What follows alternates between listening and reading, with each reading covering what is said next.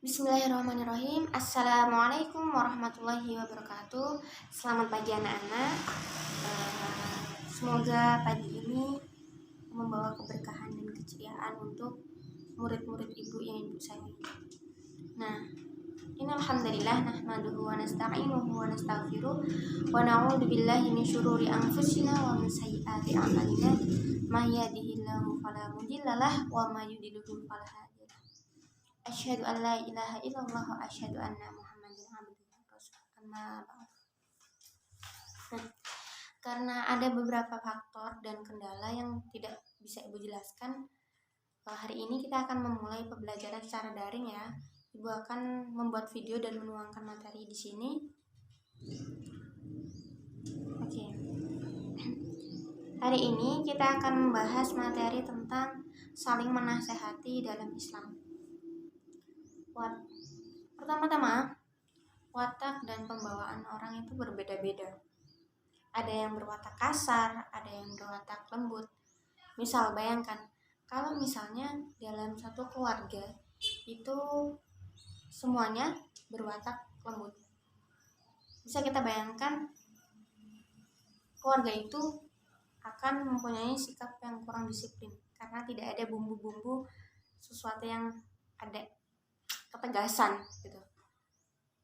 Begitupun sebaliknya, ketika keluarga itu berwatak keras semua,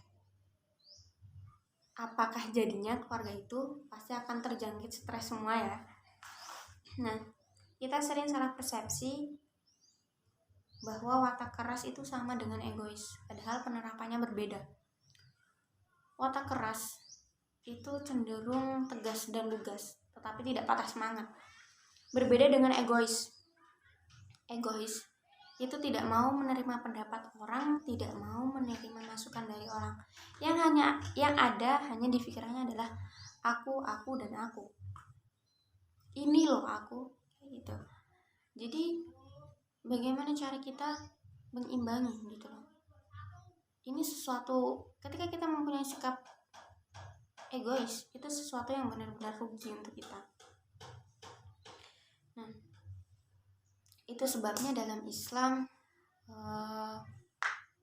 kebalikan dari hal-hal yang merugi dalam Quran surat Al-Asr, yaitu saling menasehati, yang berbunyi A'udzu billahi minasy syaithanir rajim.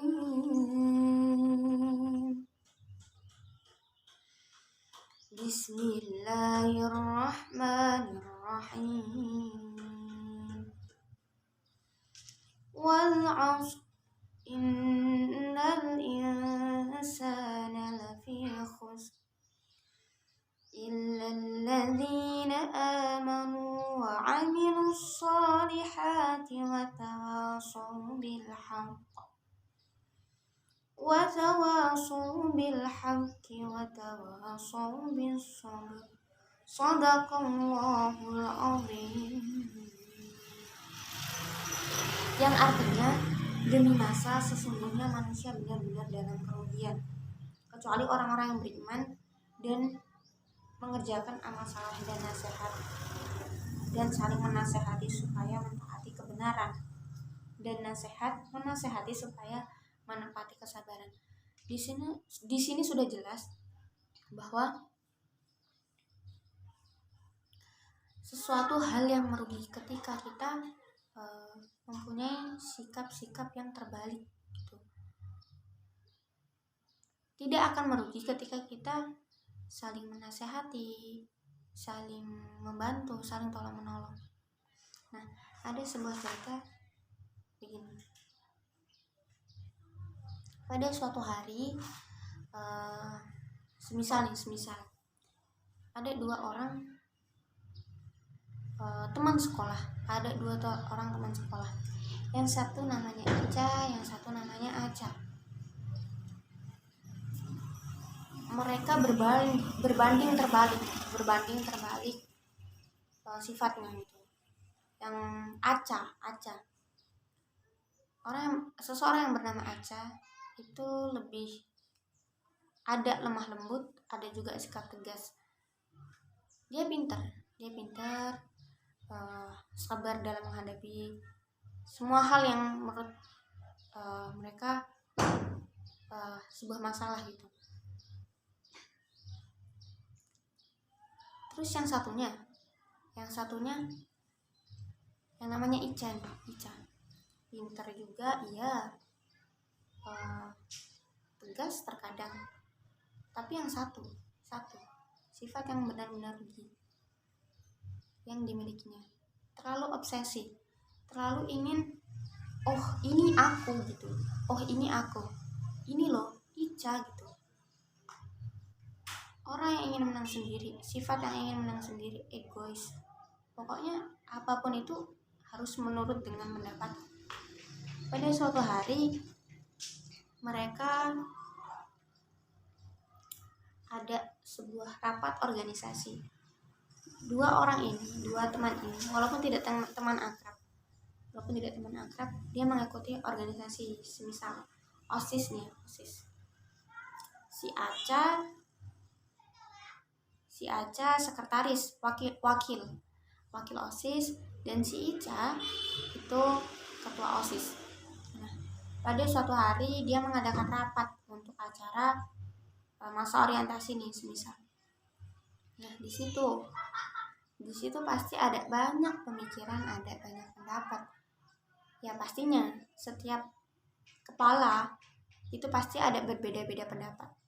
Nah, si Aca mengusulkan, oh ini loh, MOS tuh harus kayak gini, kita jangan ada sampai senioritas, kita harus menuangkan ide-ide kreatif biar adik-adik kelas kita mencontoh dengan baik, mengajar kita sebagai contoh yang baik, mengajarkan sikap kreativitas, peduli sesama gitu. Ya itulah pokoknya. Dan yang satunya anggota yang lain juga mengutarakan pendapat. Sementara Ica itu ya bisa dibilang tonggaknya, karena dia ketua OSISnya jadi keputusan terakhir ada di Ica. Dia memang tegas, dia memang pintar, tapi yang membuat kita sangat disayangkan itu sikap yang menang sendiri. Dan di situ dia mengambil keputusan, oh nggak bisa gitu. Kita sebagai senior, kita sebagai pusatnya organisasi di sekolah ini harus mengajarkan junior agar tidak semena-mena, agar lebih sopan gitu. Banyak sekali remaja-remaja sekarang tidak mengenal sopan santun terhadap seniornya gitu. Ada perdebatan nih. Iya, walaupun ada junior dan senioritas, kita sebenarnya sama. Aca bilang kayak gitu dan anggota yang lain. Tapi namanya Ica, orangnya ya agak bebal ya, memang agak keras kepala gitu. Ya nggak bisa gitu. Dia tetap ada kekeh pendiriannya.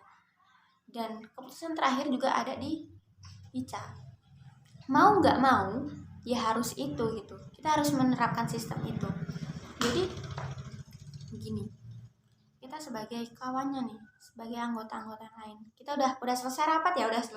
Ica dan Aca dan anggota-anggota yang lain udah selesai rapat. Kita sebagai struktur yang paling dekat dengan Ica, Aca itu harus menasehati. Oh Ica, maaf ya kalau misalnya ada yang tersinggung. Menasehati dengan baik-baik. Kita bawa ke ruang pribadi. Jangan kita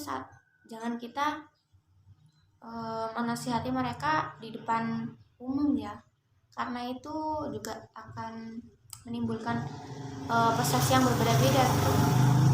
Kita kan nggak tahu tuh, yang namanya banyak orang ya.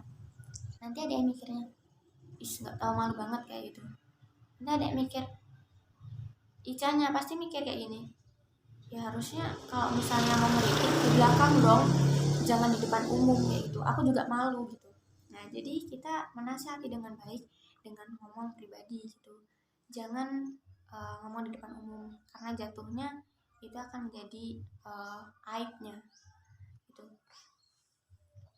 Jadi kita ngomong pribadi, Ica maaf kalau misalnya saya menyinggung kamu, harusnya kita juga menampung semua opsi-opsi yang ada.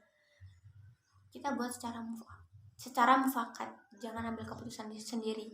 Iya kamu anggota OSIS, iya kamu ketua OSIS, tapi setidaknya di sini ada beberapa elemen-elemen yang pelengkap kamu gitu. Kamu harus menerimanya.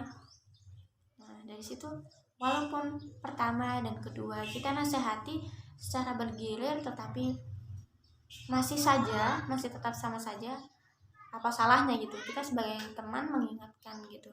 Ketika mereka sudah tidak mau mendengarkan, alangkah baiknya kita berdoa dalam setiap sholat kita agar teman kita bisa disadarkan. Karena nasihat yang paling baik itu ketika dia udah nggak bisa dengar ngomong lagi, kita doakan dalam setiap sujud kita. Insya Allah entah kapan itu dia akan sadar. Nah, di situ pentingnya kita saling menasihati sesama manusia, karena agar kita terhindar dari sesuatu hal yang merugi gitu.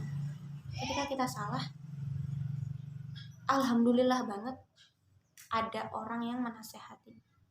Ketika kita salah tetapi tidak ada orang menasehati, kita akan terjerumus dari lebih dalam dan semakin dalam. Nah, itu pentingnya kita sebagai manusia, makhluk sosial yang saling membutuhkan, yang saling tolong menolong, yang saling menasehati. Suatu kehidupan sosial akan berjalan dengan lancar ketika elemen-elemen manusia dapat memperkokoh tali persaudaraan, saling membantu, dan yang lain-lain.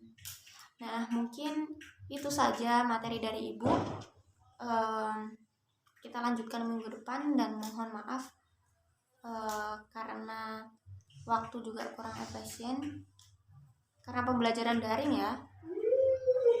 Ibu minta maaf yang sebesar-besarnya. Ibu akhiri, wassalamualaikum warahmatullahi wabarakatuh. Dan catatan, nanti Ibu akan share video ke grup masing-masing, mohon di-download dan dipahami. Sekian, terima kasih.